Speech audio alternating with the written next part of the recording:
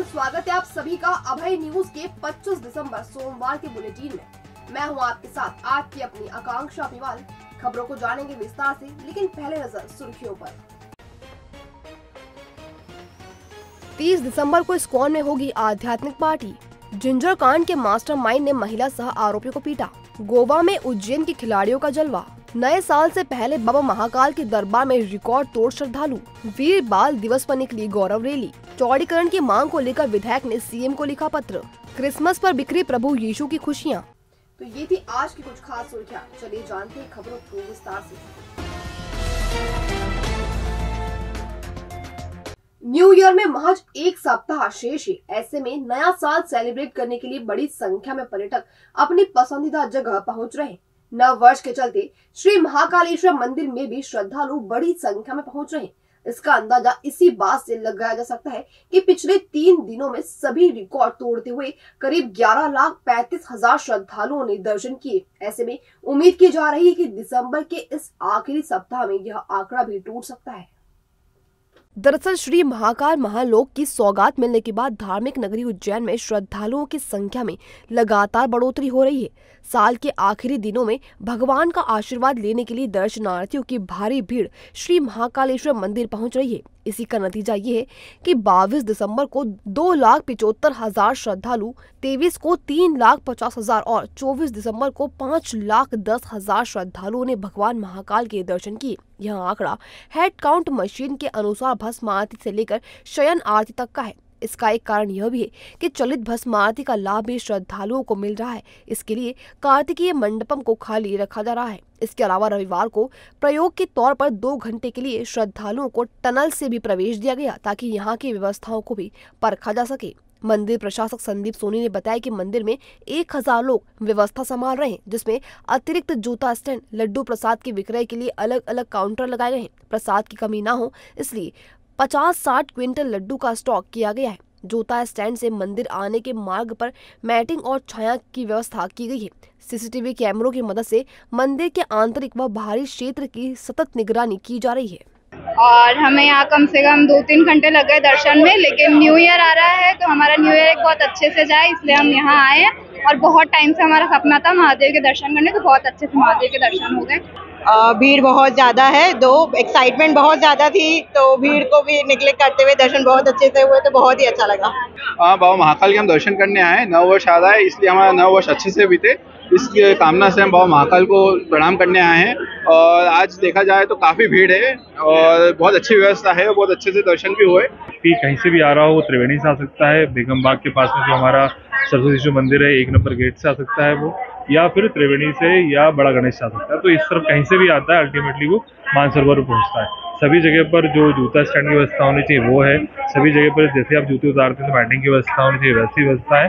और जो सिक्योरिटी हमारी ज़्यादा लगी हुई है, जिससे कि मंदिर तक व्यवस्थित तरीके से आसानी से श्रद्धालु पहुंच जाए।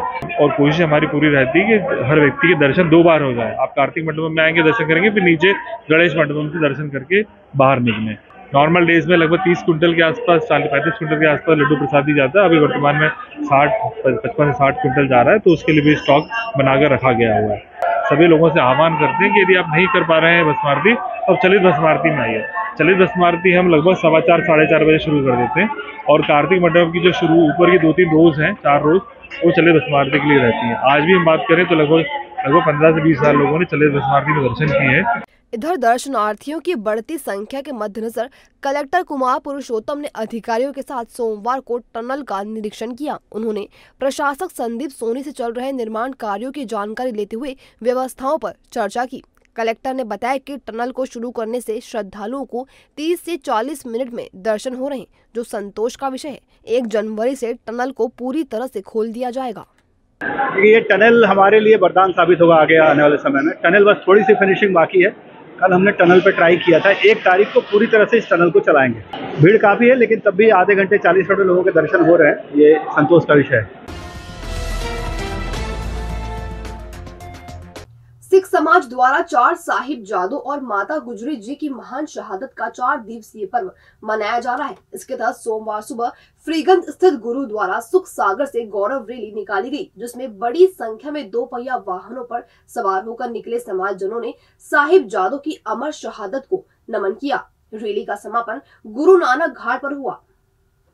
दरअसल सिख पंथ के 10वें गुरु श्री गुरु गोविंद सिंह जी ने अपना पूरा परिवार देश और धर्म की रक्षा के लिए बलिदान किया था। इसी शहादत को नमन करने के लिए 4 दिवसीय आयोजन किया जा रहा है। आयोजन की अगली कड़ी में 26 दिसंबर को अलसुबह 5:30 बजे टॉवर पर विशेष पाठ का आयोजन किया जाएगा। इसके बाद टॉवर से फ्रीगंज गुरुद्वारे तक प्रभात फेरी निकाली जाएगी। टॉवर पर ही चित्र प्रदर्शनी भी लगाई जाएगी। हिंदू धर्म की रक्षा के लिए गुरु गोविंद सिंह जी ने अपना पूरा सर्वंस वार दिया। वीर बाल दिवस के रूप में जो बनाया जा रहा है, हम तहे दिल से मोदी जी का धन्यवाद करते हैं, जिन्होंने ये जो वीर बाल दिवस के रूप में जो घर घर पहुंचाने का प्रयास किया है, जिससे कि सब लोगों को इतिहास के बारे में पता चले।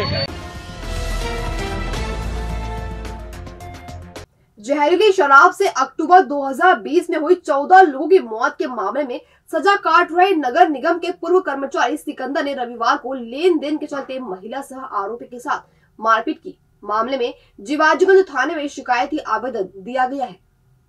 दरअसल अशोक नगर निवासी फरियादिया का सिकंदर निवासी जूना सोमवारिया से जिंजर कांड के पहले रुपयों का लेन देन था। फरियादिया के अनुसार उसने सिकंदर को 2 लाख रुपए उधार देते हुए बुलेट चलाने के लिए दी थी। सिकंदर ने कुछ समय में पैसा लौटाने की बात कही थी। इस बीच जिंजर कांड सामने आ गया और सिकंदर जेल चला गया। वर्तमान में आरोपी सिकंदर पेरोल पर है और रविवार को वह जूना सोमवारिया चौराहे पर था। इसी दौरान मंदिर से दर्शन कर फरियादिया घर लौट रही थी। फरियादिया ने सिकंदर को देखा तो उससे अपने रुपए और बुलेट वापस मांगे।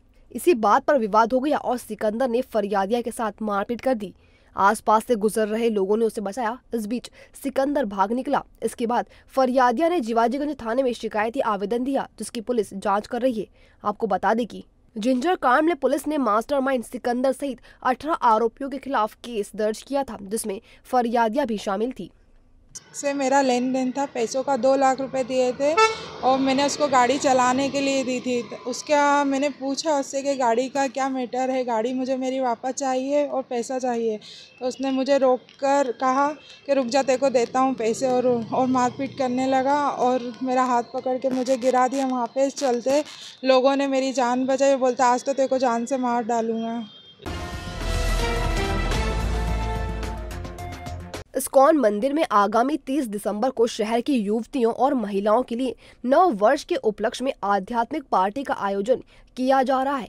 कार्यक्रम का उद्देश्य युवतियों को नृत्य, कीर्तन और ज्ञानवर्धक जीवन पाठ के माध्यम से भारतीय संस्कृति से जोड़ना है। 27 दिसंबर को आध्यात्मिक नव वर्ष पार्टी में पंजीकरण कराने की अंतिम तिथि है। इस्कॉन उज्जैन की राधा प्यारी दासी और IASW टीम द्वारा आयोजित कार्यक्रम में फन, मस्ती, गेम्स, गोपी डॉट्स, नृत्य, कीर्तन और ज्ञानवर्धक जीवन पाठ का आयोजन किया जा रहा है। इसमें रामायण और कृष्ण लीला के पाठ सुनाकर धार्मिक प्रश्न भी पूछे जाएंगे। पार्टी शाम 4 से रात 8 बजे तक आयोजित होगी। कार्यक्रम के अंत में सहभोज भी कराया जा रहा है, जो युवतियों की पसंद का ही बनाया जाएगा। सभी को उपहार भी वितरित किए जाएंगे। हमारा जो उद्देश्य है कि जो वो चाह रहे हैं उनको वो एंजॉयमेंट भी मिले, पर वो सांस्कृतिक हो जाए, हमारे आध्यात्म से जुड़ जाए।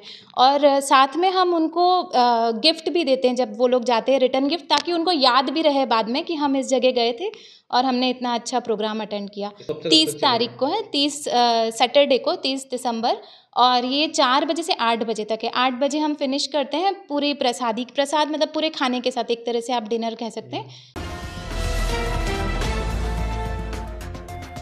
गोवा में आयोजित 11वीं राष्ट्रीय कराटे प्रतियोगिता में पहले दिन ही उज्जैन के खिलाड़ियों ने स्वर्ण, रजत एवं ब्रॉन्ज मेडल अपने नाम किए।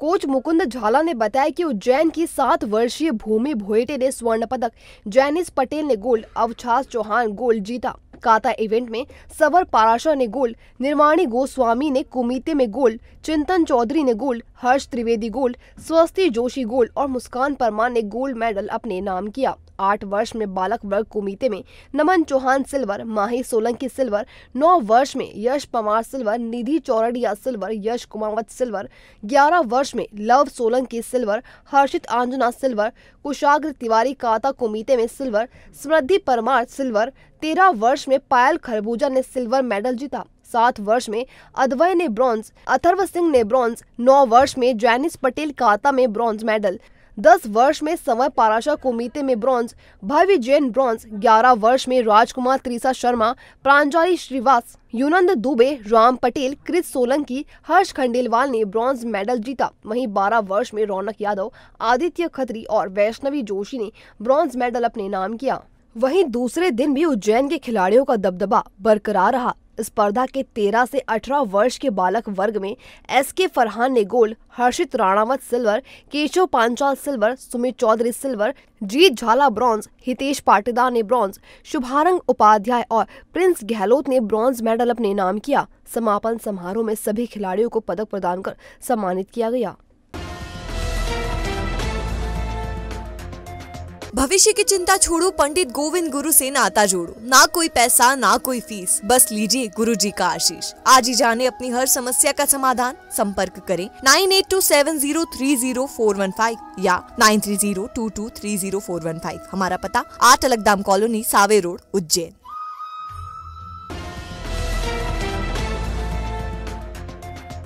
तो आपने देखा भय न्यूज का आज का बुलेटिन। ये आपको कैसा लगा, इसका फीडबैक कमेंट सेक्शन में जरूर दें। फिर मुलाकात होगी नए बुलेटिन के साथ, तब तक के लिए नमस्कार।